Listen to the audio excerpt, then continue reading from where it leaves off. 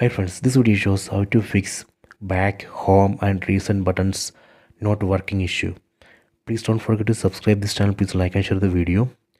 See here, back, home and recent buttons are not visible. Those buttons are missing. So I will show you how we can fix this issue. Go to settings, tap on the settings app icon. Go down, go to gestures, tap here.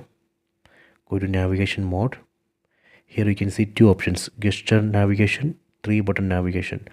Right now I am using gesture navigation, so that is the reason buttons are not visible here. Let me enable 3-button navigation. Tap here, done. See, now 3 buttons are visible here. Let me tap on back button. See, it's working.